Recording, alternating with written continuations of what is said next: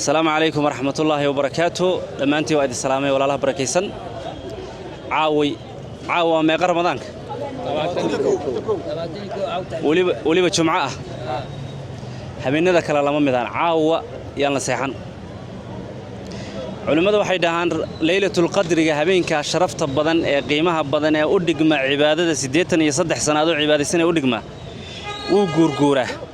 tobanka dambe ayuu habeenba sanadba meel buu tagaa khaasatan wuxuu tagaa tirooyinka isnayn sida caawo kale iyo 23ka iyo 25ka iyo 27ka 29ka wuu isku bedelaa sanadkii hore meeshuu ahaa hadda sanadkan wuxuu tagayaa habeen kale caawo laakiin waxay dhahaan culimadu haddii jumca ay ku soo aado tirada isdheer waa loogu sii rajoway caawo jumca waay marka caawo hurda xagga iska dhig